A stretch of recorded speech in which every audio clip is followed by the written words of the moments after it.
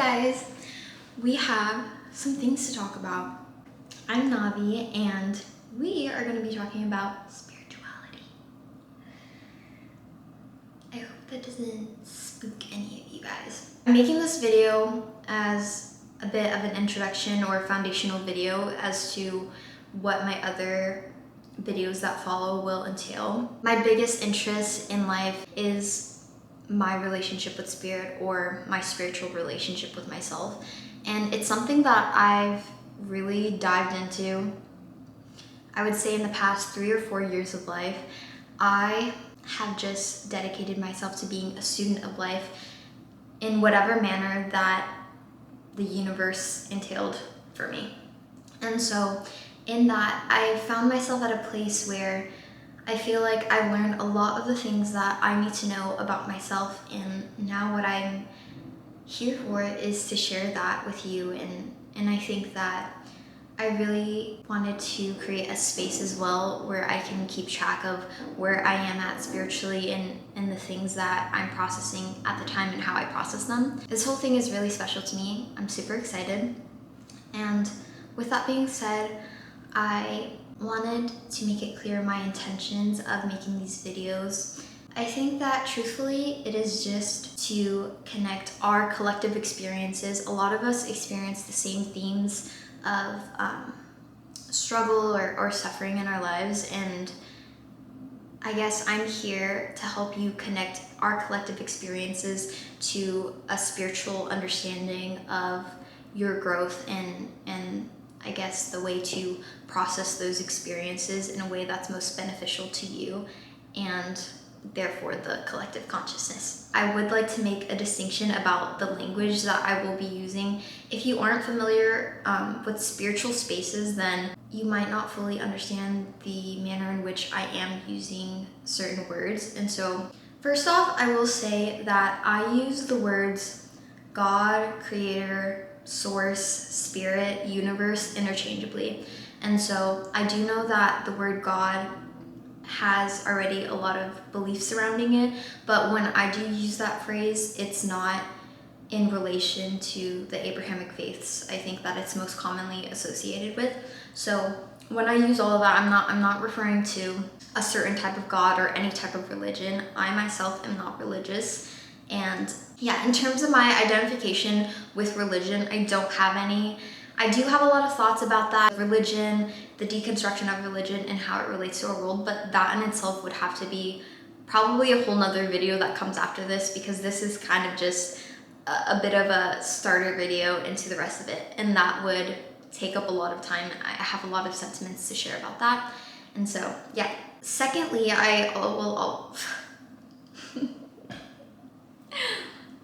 Guys, I intentionally wore blue to help whatever is going on right here.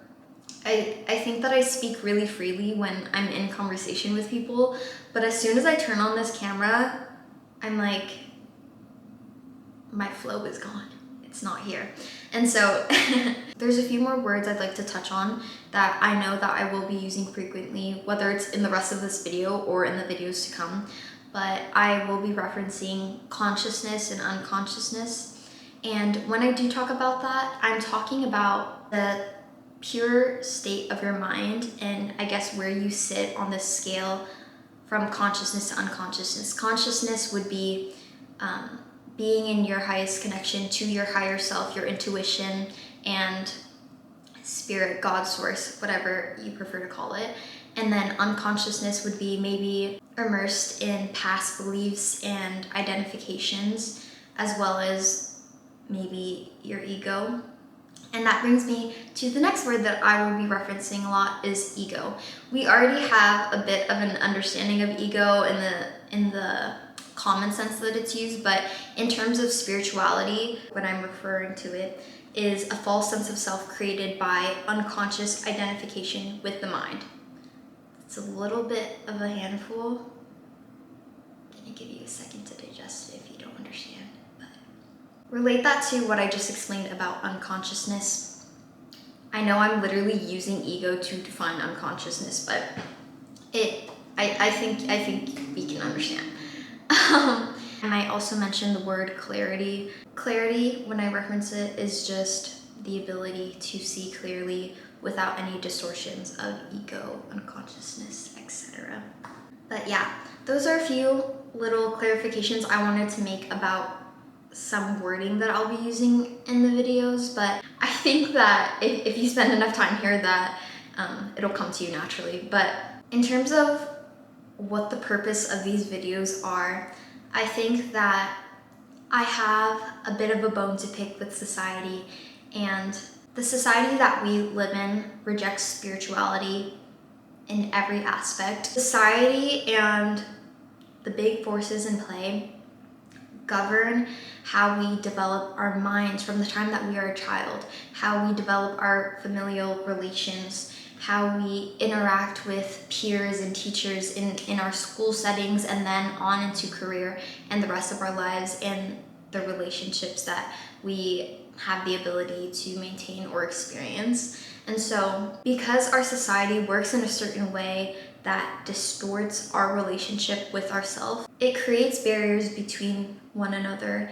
and it also keeps us disconnected from collective consciousness. In collective consciousness, what I'm referencing is just the ability to recognize yourself in one another, but in that recognition of yourself, the recognition that you are God. Stay with me.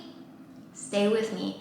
I know that if you are affiliated with religion, or maybe a lot of the beliefs that you have or your perspective is religion, I know that it might sound crazy at first when I do reference the idea that I am God, you are God, and that every person here is of God essence. When I do reference collective consciousness and God consciousness, Christ consciousness, whatever you want to call it, the foundation of that is the recognition that your essence and the core of who you are is a piece of the universe. And we are all little pieces that interact with each other. And so when I talk about collective consciousness, it's that ability to recognize that piece within yourself, and then so on others, and be able to, I guess, allow that to guide you with clarity.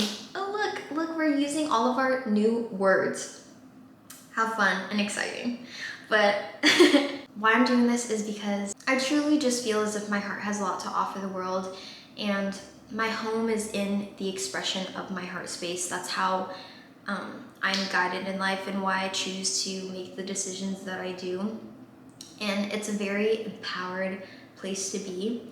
And so with that, I want to reiterate that what leads me to talk about spirituality, or even just immerse myself in that in my own life, is nothing outside of myself. It's just the recognition of my own essence and my ability to see and experience that in everything and everyone I encounter in the world. And so I guess in a way it almost feels as if I have no choice but to put myself out there and share what I know and what I love to learn and dedicate my life to, because that's what makes me the happiest, and that's what fulfills me.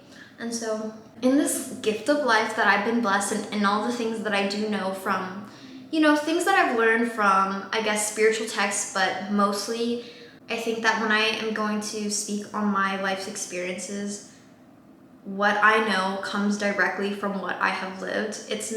I'm not here to regurgitate spiritual texts to you or tell you things that you can find on TikTok. I think that my big goal is to help you to be able to connect your own life experiences to that overarching spiritual understanding and that connection with yourself.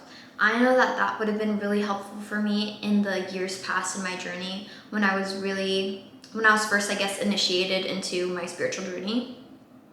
I felt a lot of things, and in those experiences, I think there was a big lack of clarity and direction in terms of why I was making the choices. I think my intuition was my biggest lead, but in following intuition, it's not something that is always laid and completely written out for you. It's something that is unknown sometimes, and it can be very scary and intimidating. And so I guess I'm trying to close that gap for us a little bit. I think asking questions and always challenging yourself in the things that you learn and that you're being told is the best thing to do. So I'm super open to other people's perspectives, and I think it really helps me to understand and integrate my own experiences with religion into, you know, what other forms of that could be. And so, yeah. I'm so excited. I'm so excited. If you find my videos and your first impression is that I have spiritual psychosis, this is not the place for you. Leave me with my spiritual psychosis. And if this is what psychosis feels like, let me frolic in the fields of it. I think that is all I have to say for now. I really wanted this first video to be short and sweet and just laying the grounds out for what is to come, but I'm really excited, and this is just gonna be a cute little documentary and diary of my life and all the feelings I have. And so, yeah, thank you for watching if you did make it this far.